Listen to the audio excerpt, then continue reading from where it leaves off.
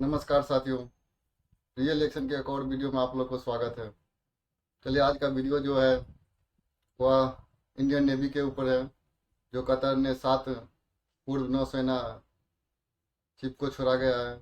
उन्हें मौत का सजा सुनाया गया था, आज उन्हें रिहा किया गया है। वीडियो देखिए फिर बात। माता की भारत माता की भारत माता की। बहुत खुशी हो रही है कि वापस इंडिया पहुंच गए हम safe and sound. Honourable prime minister Shri Modi को धन्यवाद करना चाहेंगे कि उनके पर्सनल इंटरवेंशन से ये पॉसिबल हुआ। Without the intervention of prime minister Modi it won't be. आज हम आपके सामने खड़े नहीं होते होते। प्राइम मिनिस्टर मोदी और उनका पर्सनल इंटरवेंशन, उनके इंटरेक्शन के कारण आज हम यहाँ खड़े हैं। इस दिन का हमें बहुत बेसब्री से इंतजार है।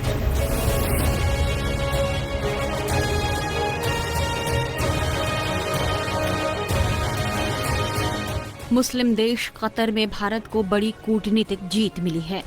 जासूसी के आरोपों में कतर के जेल में बंद 8 पूर्व भारतीय नौसैनिकों को रिहा कर दिया गया है। विदेश मंत्रालय ने बताया कि इनमें से 7 पूर्व नौसैनिक अपने वतन लौट आए हैं।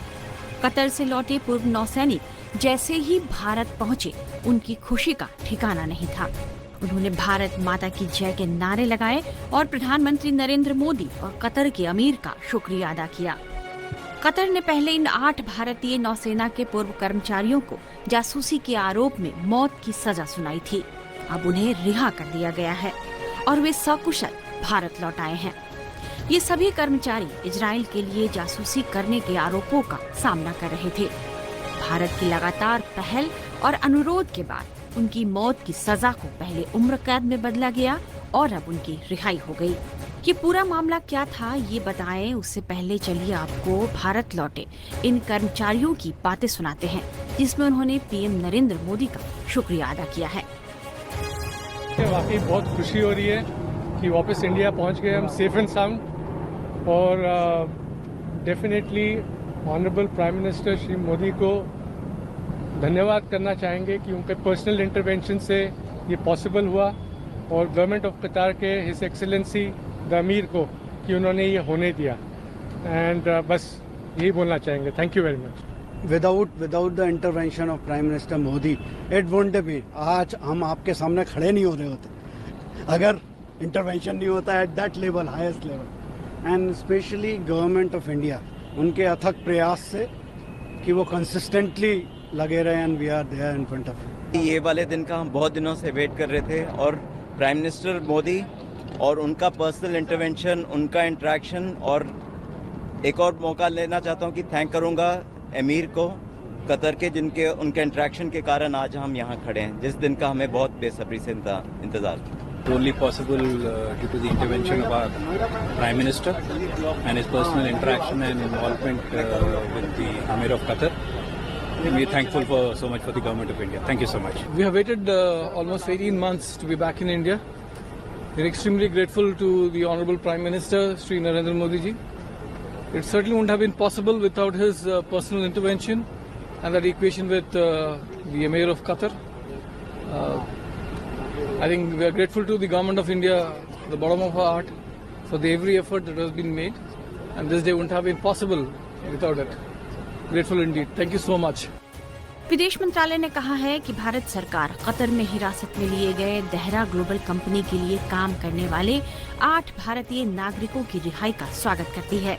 उन 8 में से 7 भारत लौट आए हैं। हम इन नागरिकों की रिहाई और घर वापसी को सक्षम करने के लिए कतर के अमीर के फैसले की सराहना करते हैं। वहीं कतर से लौटे इन भारतीय नागरिकों की वापसी पर केंद्रीय उड्डयन मंत्री ज्योतिरादित्य सिंधिया ने भी खुशी जताई है और इसे पीएम नरेंद्र मोदी के नेतृत्व की बड़ी कामयाबी बताई है।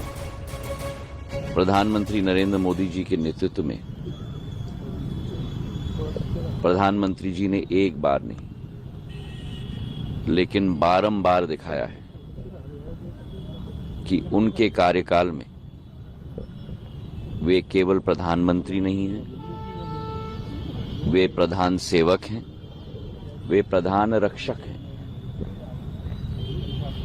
और चाहे यूक्रेन के युद्ध के समय में हो, जब भारतीय विद्यार्थियों को सुरक्षित वापस लाया गया, चाहे अनेक ऐसे घटनाएं 10 साल में हुई हों, जहां एक एक भारतीय को सुरक्षित वापस लाने की बीड़ा और जिम्मेदारी प्रधानमंत्री जी के द्वारा सफलतापूर्वक संभाली गई है। ये एक और उदाहरण है उसी एक जिम्मेवारी का, उसी एक भावना का। केवल देश के अंदर 140 करोड़ भारतीयों के प्रति नहीं, लेकिन देश के बाहर 25 करोड़ भारतीय के प्रति भी, या 2.5 करोड़ भारतीय के प्रति भी, जो 110 देशों में अपना जीवन यापन कर रहे हैं। वहीं विदेश राज्य मंत्री मीनाक्षी लेखी ने भी इस पर अपनी प्रतिक्रिया दी है। बहुत खुशी की बात है और मैं प्रधानमंत्री जी का धन्यवाद देना चाहती हूँ कि उनके हस्तक्षेप के बाद ये संभव हो पाया और हमारी उम्मीद जो है वो बढ़ पाई। और आज पूरे देश की तरफ से प्रधानमंत्री जी के प्रति आभार और कतर के जो अमीर हैं उनके प्रति भी धन्यवाद कि ये संभव हुआ और ऐसे समय पर हम लोग जो हैं सब वो भारतीय वापस आए हैं। तो एक खुशी है, सबके मन में प्रसन्नता है, यही कह सकती हूँ मैं, और हर भारतीय के चेहरे पर मुस्कुराहट है। कतर की अदालत ने भारतीय नौसेना के 8 पूर्व कर्मचारियों को पिछले साल 27 अक्टूबर को मौत की सजा सुनाई थी। कतर वही देश है जिसके साथ भारत के अच्छे रिश्ते बताए जाते हैं, लेकिन इस मामले में कतर ने जिस तरह का फैसला किया उस पर भारत ने बड़ी हैरानी जताई थी। लंबे समय तक कतर ने यह नहीं बताया था कि इन पूर्व नौसैनिकों को किस गुनाह के तहत ये सजा सुनाई गई थी। कतर के इस फैसले के बाद भारत सरकार ने यह साफ कर दिया था कि वह इस मामले में सभी कानूनी विकल्पों पर विचार कर रहा है। इसके बाद से विदेश मंत्रालय लगातार इस मामले में कतर के साथ संपर्क में रहा और भारतीय नागरिकों को छोड़ने की अपील की गई। कतर की अदालत ने जिन 8 लोगों को मौत की सजा सुनाई थी वो भारतीय नौसेना के पूर्व अधिकारी हैं। इनमें commander Purnendu Tiwari, commander Sugunakar Pakala, commander Amit Nagpal, commander Sanjeev Gupta, captain Navjeet Singh Gill, captain Virendra Kumar Verma, captain Saurabh Vashisht और नाविक रागेश गोपा कुमार शामिल थे। ये सभी पूर्व नौसैनिक निजी company Dahra global technologies and consultancy services के लिए काम कर रहे थे। ये पिछले कुछ सालों से कतर के नौसैनिकों को प्रशिक्षण देने का काम भी कर रहे थे।